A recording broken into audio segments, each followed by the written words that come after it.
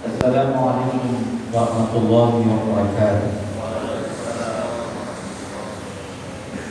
Nahmaduhu wa nasta'inuhu wa nastaghfiruh wa na'udzu billahi min shururi anfusina wa sayyiati a'malina.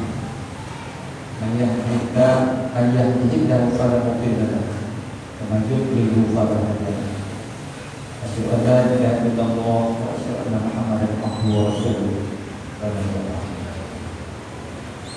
Bapak-bapak shaimin, ibu-ibu shaimat, rahimahullah.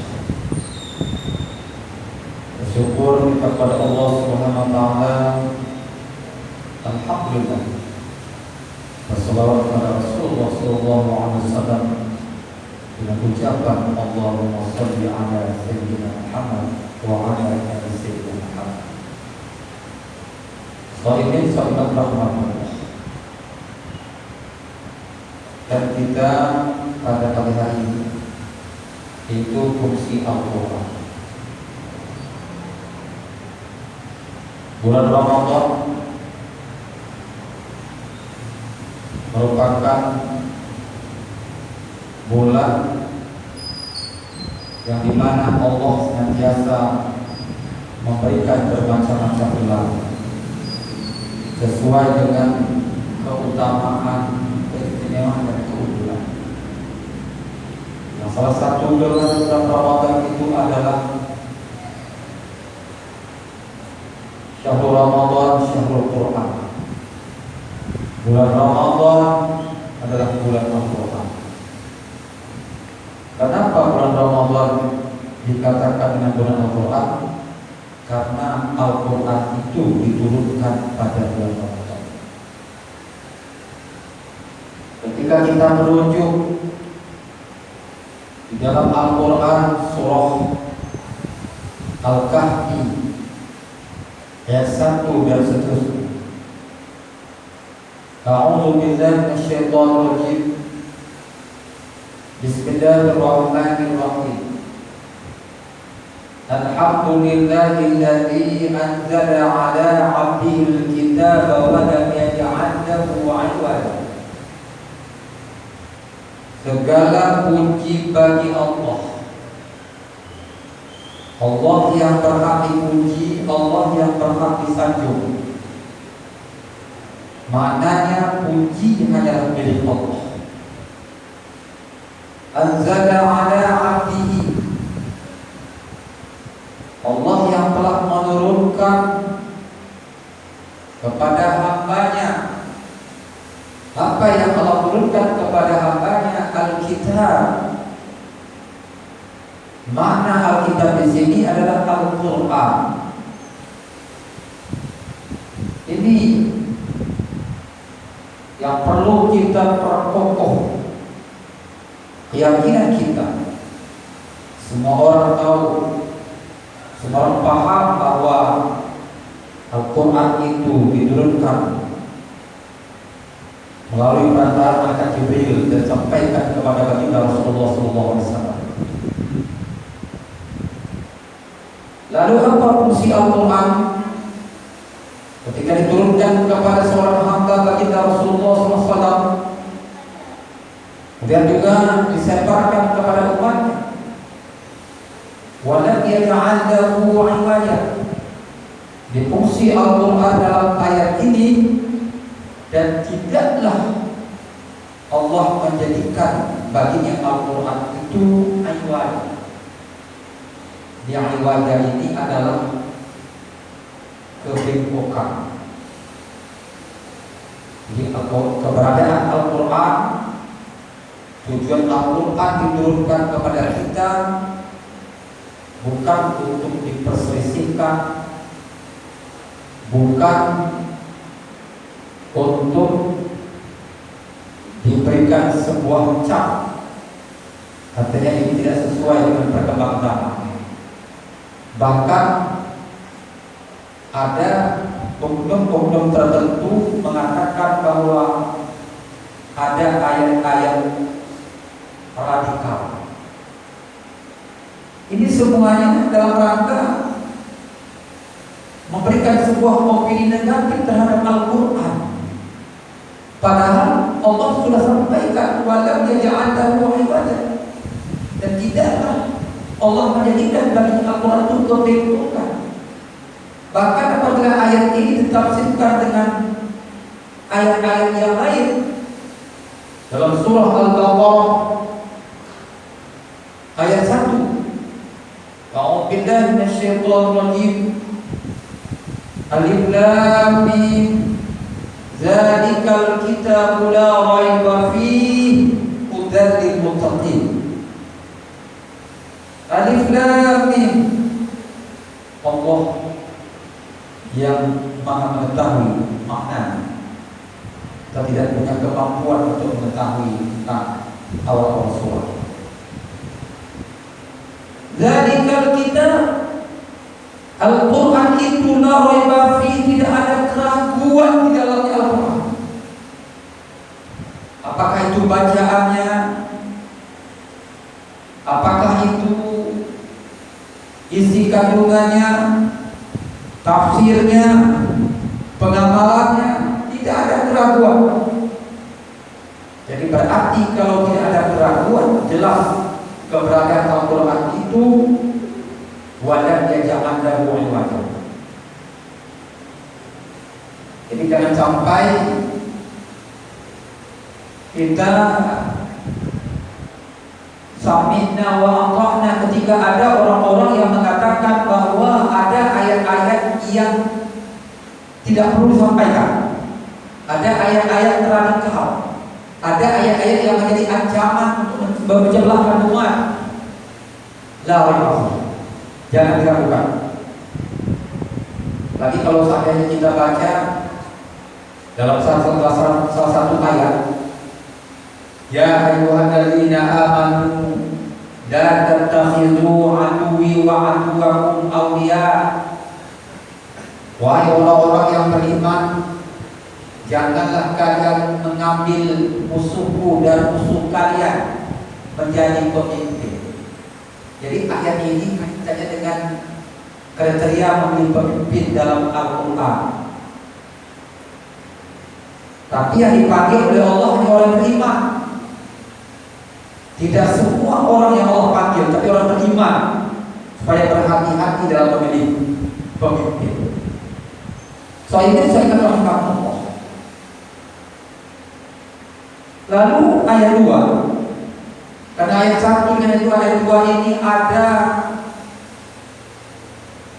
di dalam bacaan ghaib ilmu tajwid, yaitu saktah.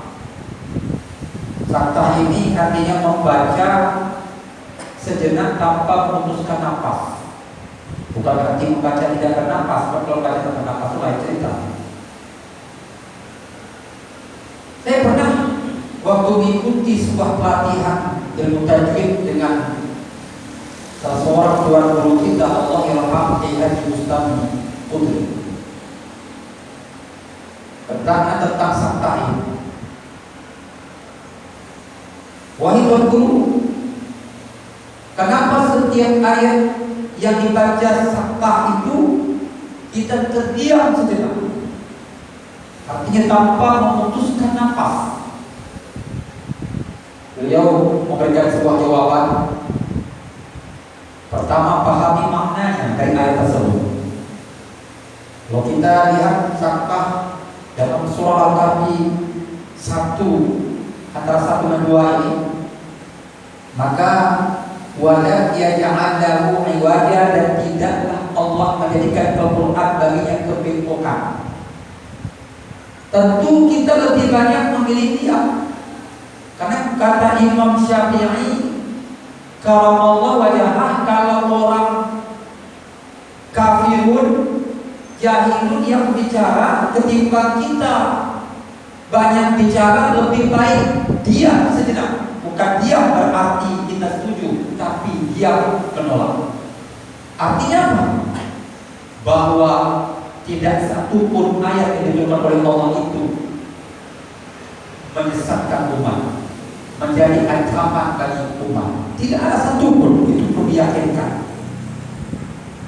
Lalu muncul ayat yang kedua, muqayyimah. Qayyimah artinya apa?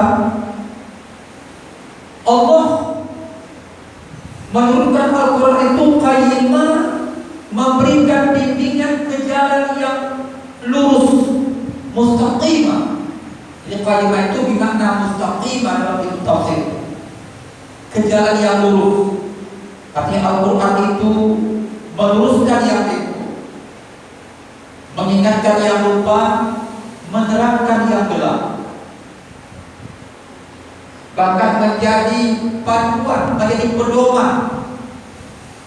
Ibarat ketika kita pergi berlayar ke lautan yang luas, tentu kalau hanya menggunakan secara manual kita kesulitan. Kalau generasi-generasi dulu mereka punya keilmuan tersendiri, hanya secara manual. Bahkan untuk melihat hilal saja secara manual, tidak punya alat. Tapi kadang-kadang pas, karena memang Allah memberikan hidayah kepada mereka. Yahdi man yasha, Allah memberikan hidayah kepada orang yang dikehendakinya. Lalu ketika kita berlayar itu, ketika kita berlayar ke laut yang luas, tentu kita perlu panduan, perlu pedoman. Sebab kalau tidak ada pedoman, tidak ada panduan, dikhawatirkan kapal kita terombang-ambing, bahkan tidak sampai kepada tujuan. Apalagi kondisi hari ini, semua orang berbicara, bahkan orang-orang jahil pun berbicara di media. Mereka mengatakan bahwa boleh nikah beda agama. Lalu karena kita punya panduan, karena kita punya pedoman, kita kembali kepada Al-Quran, kembali kepada hadis. Apakah boleh? Apakah Al-Quran membolehkan nikah lintas agama? Ternyata Allah memberikan sebuah jawaban. Banyak ayat-ayat yang Allah sampaikan di dalam Al-Quran itu. Jadi semuanya ini adalah berangkat kepada sebuah pemahaman yang hari ini bermunculan. Apakah itu liberalisme, bebas berpikir, bebas bertindak, bebas berbuat tanpa aturan, tanpa landasan, sehingga dalam kehidupan hari-hari muncul kaum Nabi Lut, kaum Ad, kaum Samud yang nikah dengan sejenis. Kadang-kadang kalau ditanya apa kata mereka untuk dalam rangka menjaga hak asasi manusia, jadi dalam rangka toleransi dan bermacam-macam yang bermunculan. Saya rahmatullah, bahkan di tengah-tengah masyarakat hari ini orang tidak lagi melihat rambu-rambu Al-Quran, tidak lagi merujuk kepada surah Al-Kafirun. Qul ya ayyuhal kafirun la a'budu ma ta'budun wa la antum 'abiduna ma a'bud. Sehingga apa yang muncul ketika mereka tidak merujuk kepada surah Al-Kafirun? Artinya berdoa lintas agama. Agama lain baca doa kita mengaminkan, Islam baca doa yang lain mengaminkan. Bahkan ada yang selawatan di tempat-tempat ibadah rumah air, bahkan sholat di tempat rumah air, bahkan ngaji di tempat ibadah rumah air. Semuanya bebas. Ini adalah dalam rangka merusak sendi-sendi kehidupan Islam kita. Ketika kita membantah seolah-olah ini adalah intoleran, artinya tidak punya toleransi dalam beragama. Sebenarnya intoleran bukan seperti itu. Karena Al-Quran sudah memberikan batasan. Silakan kita bergaul dengan umat-umat yang lain, tapi sebatas hubungan sosial, hubungan aspek pendidikan, tapi aspek politik itu dalam tanda kutip. Karena berhati-hati. Begitu juga sekulerisme, artinya memisahkan antara agama dengan negara, antara dunia dengan akhirat. Dunia urusan dunia, akhirat urusan akhirat. Ini sekuler dan hari ini bermunculan. Begitu juga pluralisme. Pluralisme ini artinya apa? Meyakini bahwa semua agama itu benar di mata Tuhan. Berarti tidak ada yang salah, silakan kalian memilih agama apa saja. Berarti kalau kita tidak punya landasan, maka bermunculan tadi nikah beda agama. Saya rahmatullah. Jadi oleh karena itu penting kita mengacu pada Al-Quran. Penting kita mengacu kepada hadis ketika ada upaya-upaya negatif, upaya-upaya untuk membelokkan kehidupan kita, sendi-sendi kehidupan Islam, sehingga seolah-olah ketika kita berlayar kita kehilangan arah, sudah tidak jelas lagi.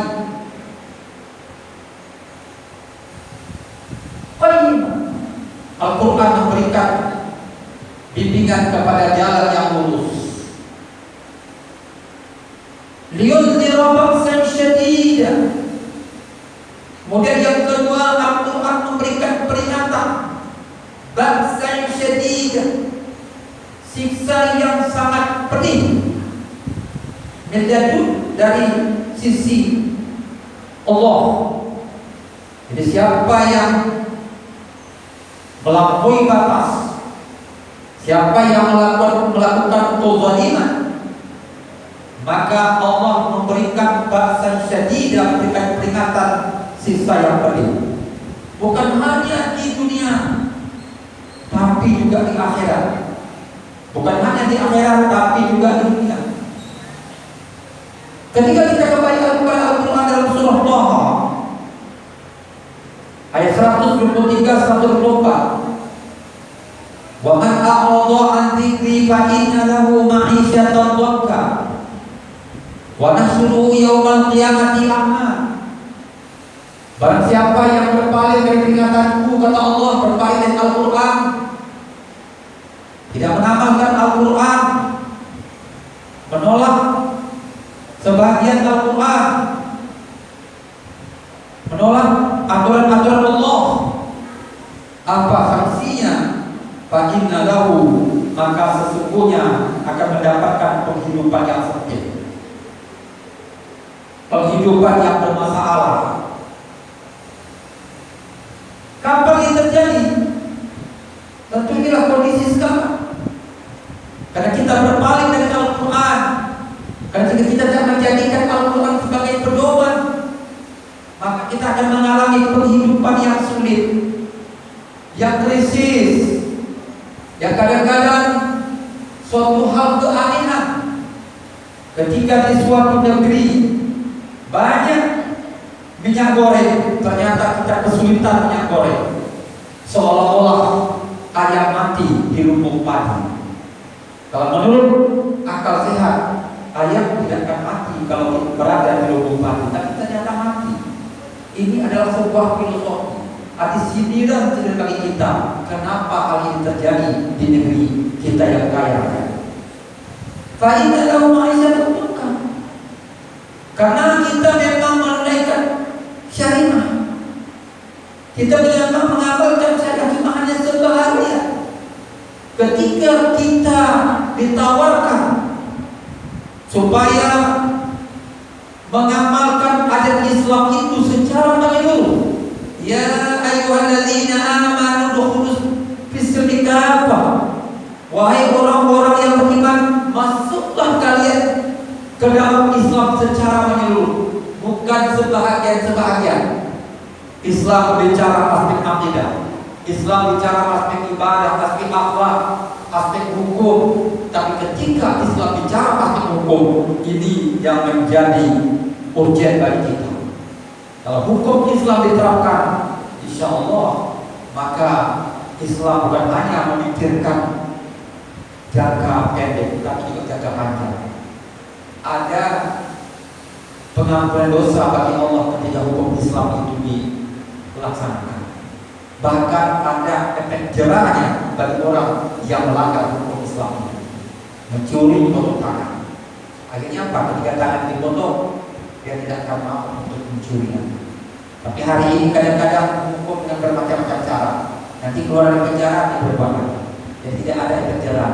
Semakin masuk penjara, makin rajin pula dia, makin meningkat dia untuk berbuat sesuatu. Masyaallah, ini rahmatullah.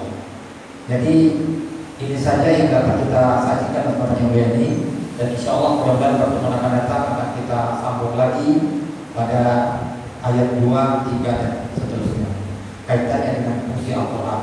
Semoga dengan kita sampaikan ayat ini semakin mengokohkan pikiran kita.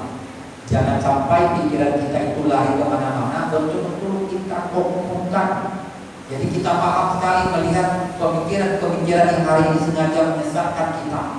Apakah itu liberalisme, sekularisme, pluralisme yang selalu tampil di tengah-tengah kita. Ini sangat berhati-hati. Jangan sampai kita terus bergerak ke depan. Semoga bulan Ramadan ini mudah-mudahan kita perkuatkan untuk tadarus Al-Quran, membaca Al-Quran, memahami Al-Quran, mengamalkan Al-Quran, dan mendakwahkan Al-Quran.